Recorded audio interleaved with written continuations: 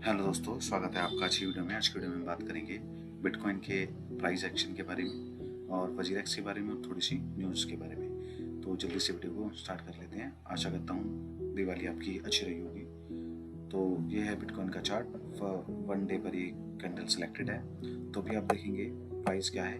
यहाँ से इस वाले जो हमारा, मैं आपको ड्रॉ करके दिखाता हूँ, सपोर्ट थी। यहाँ से सपोर्ट लेके प्राइस अभी ऊपर की तरफ जा रहे हैं। बुल वापस इस प्राइस को ऊपर की तरफ लेके जा रहे हैं। बुल हावी हो रहे हैं और मैं चाहूँगा सपोर्ट को बरकरार रखना बहुत जरूरी है, क्योंकि वैसे तो ये ट्रेंड लाइन बन रही है जो आप देखेंगे मैंने ड्रॉ कर रखी है, ये वाली वाइट वाली ट्रेंड लाइन। इस ट्रेंड लाइन में होगा क्या कि हो सकता है प्राइस अभी यहाँ से ऊपर जाए और आके इसको एक आधी बार प्राइस लाइन को यहाँ पर आके टेस्ट करे। जैसे कि प्रीवियस आप देखेंगे यहाँ पर टेस्ट करी गई है और उससे प्रीवियस यहाँ टेस्ट करी गई है। तो उसमें क्या होता है, प्राइस ऊपर जाता है फिर नीचे आता है। जैसे आप इस वाले सिनेरियो में देखेंगे, यहाँ ऊपर गया फिर नीचे आया, फिर ऊपर गया फिर नीचे आया, फिर थोड़ा साइडवेज यहाँ से रहा है ये प्राइस, फिर ऊपर गया फिर नीचे आया।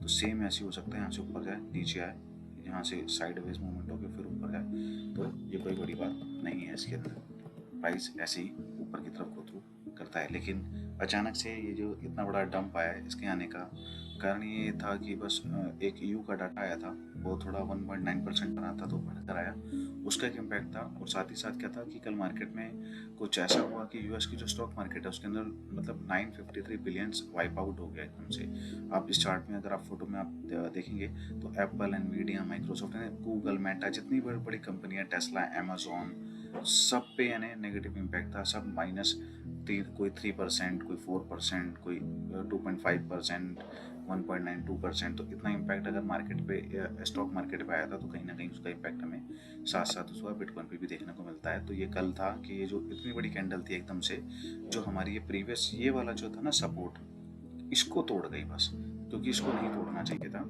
ये कल की फोमो में क्या है, ये वाली कैंडल एकदम से ब्रेक डाउन हो गई।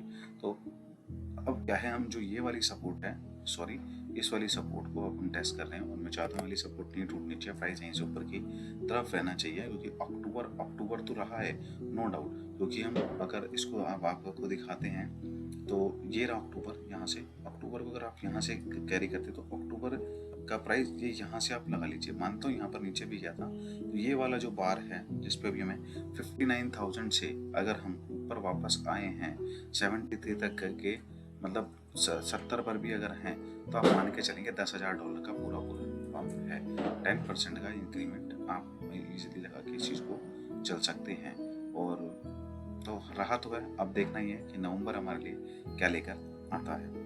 और साथ ही सेकंड न्यूज़ की बात करते हैं। सेकंड न्यूज़ ये है कि जो ब्रिक्स के बारे में आपने सुना होगा, जो कि अपनी ब्राज़ील, रशिया, चाइना और साउथ अफ्रीका, इंडिया, इन सबको लेके बना है। वो उनका एक मार्क अभी चल रहा है कि उनका एक नोट अपीयर हुआ है कि वो एक नया शायद करेंसी बनाने जा रहे हैं। ये करेंसी का नोट है जो आप पिक्चर देख रहे हैं। ये जो भारत है, यहाँ पर ताजमहल बना है, चाइना है और साउथ अफ्रीका है, ब्राज़ील है और रशिया है। वो सबके कंट्री से कुछ ना कुछ एक लोगो लगाया गया है। यहाँ ड्रैगन का है, यहाँ आई थिंक पता नहीं क्या है, कट गया है, और यहाँ पर भी कोई मोन्यूमेंट वहाँ के हैं जो लगाए गए हैं।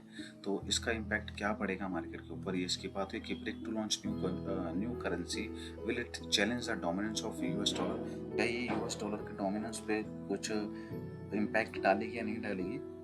तो वैसे अगर मैं आपको बताऊं, इसको समरी में शॉर्ट में करके आपको जल्दी से बताता हूँ। अगर आप देखेंगे तो पूरे वर्ल्ड के अंदर जैसे भारत हो गया, अफ्रीका हो गया, चाइना हो गया, रशिया हो गया, ये लोग ऐसी कंट्रियां हैं जिनके पास देखिए रिसोर्सेज बहुत सारे हैं। यहाँ पर टेक, इन सब सारे कंट्री को अगर आप मर्ज कर दें तो पॉपुलेशन में भी बहुत ज़्यादा है, ठीक है, स्ट्रॉन्ग भी बहुत है, ठीक है ना, जीडीपी में भी बहुत अच्छी हैं, आईटी, मैन्युफैक्चरिंग सब में देखें आप चाइना बहुत बेस्ट है, ठीक है। ऑयल के अंदर आप देखेंगे इसमें, क्योंकि यूएई ये सब है, ये सब कुछ यहाँ आ गया, ठीक है। भारत और इन सबको लेंगे कि मतलब क्या है कि आपका खेती, एग्रीकल्चर, फूड, सबको लेके सब कुछ स्ट्रॉन्ग है।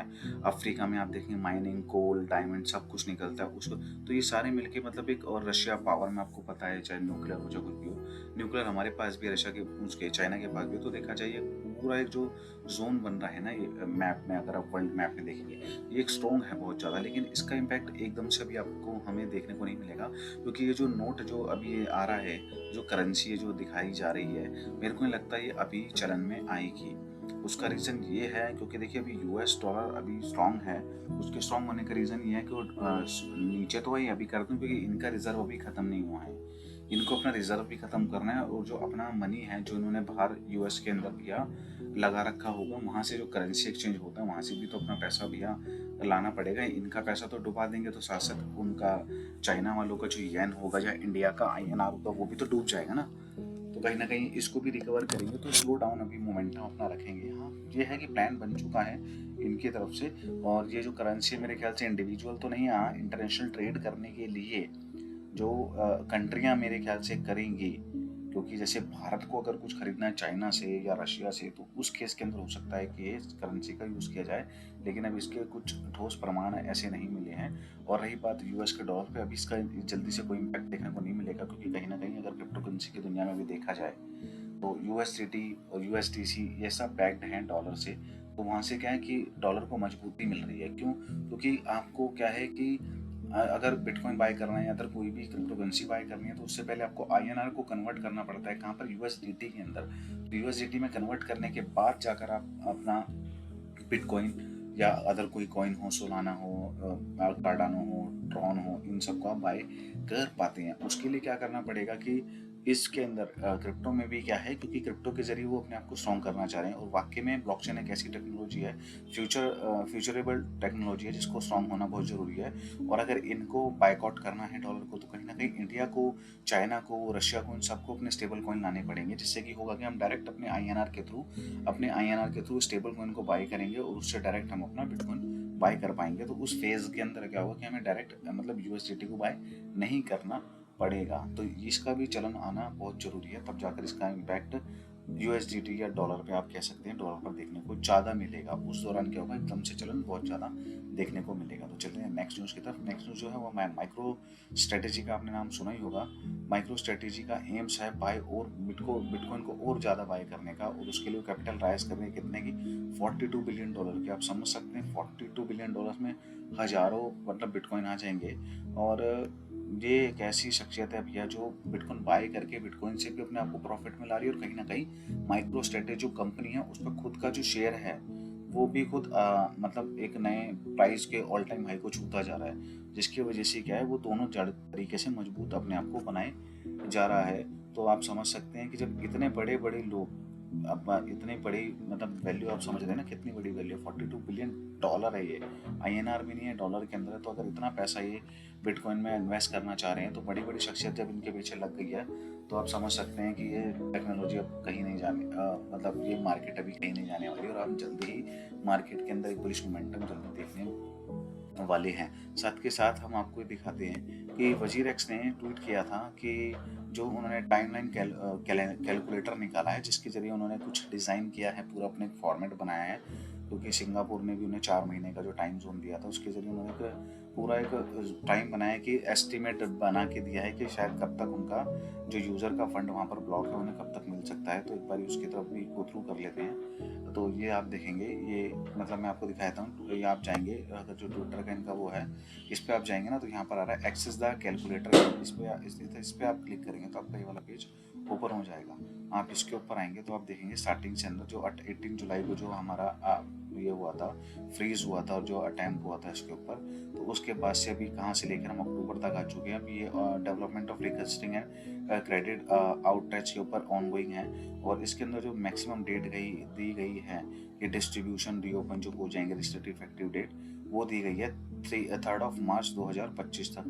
तो मानेंगे कि मतलब अच्छे खासे ऑल्ट में जब अपना टाइम जोन आएगा उससे पहले ही लोगों का पैसा मिल जाना चाहिए। और ऐसा नहीं है, ये डेट एक्सटेंड भी हो सकती है, क्योंकि अगर आप बीच बीच में ये देखेंगे कोर्ट हियरिंग जब यहाँ पर होगी, court hearing for the scheme meeting application, ये वाला जो आप काउंटर प्राइस देखेंगे दिसंबर में जो भी होना है 10 दिसंबर को, तो वहाँ पर अगर कुछ ऐसा फैसला आता है तो उसके अंदर आप देखेंगे तो यहाँ से वो फैसले को एक्सटेंड किया जा सकता है। क्योंकि अगर यही फैसला या यही स्कीम फैब के लिए एक्सटेंड हो जाएगी तो ऑब्वियसली नीचे का जितना भी है वो ज़्यादा डेट आगे के लिए एक्सटेंड हो जाएगा। तो वैसे तो हम नहीं चाहेंगे कि ऐसा कुछ हो, और एक लोगों को तसल्ली सद्भावना देने के लिए आप कह सकते हैं कि ऐसा इन्होंने भी कह दिया है, बल्कि हम कहेंगे कि अगर कहा है तो करके दिखाएं। ये 3 फैब 2025 तक अगर ये अपन सब कुछ दे देते हैं डिस्ट्रीब्यूट कर देते हैं वापस, तो अच्छा होगा इनके लिए भी, क्योंकि कहीं ना कहीं इनका नाम भी बदनाम हो रहा है और लोगों के लिए भी जिनका पैसा उसमें स्टक हो गया। क्योंकि अभी तो देखिए जिनके साथ जो होना था, जिनको मेडिकल इमरजेंसी के लिए फंड चाहिए, चाहे स्टूडेंट अपने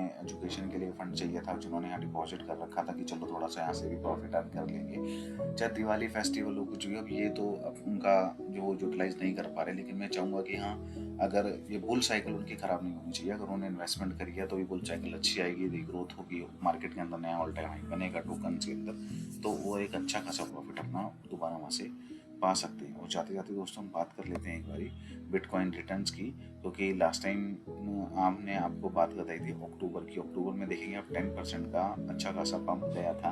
पंप तो ऊपर जाना चाहिए था, लेकिन भैया एंड टाइम पे थोड़ा सा मार्केट के जो प्लेयर है, बिग प्लेयर जिसे आप कह सकते हैं, उन्होंने थोड़ा सा मार्केट को घुमा दिया।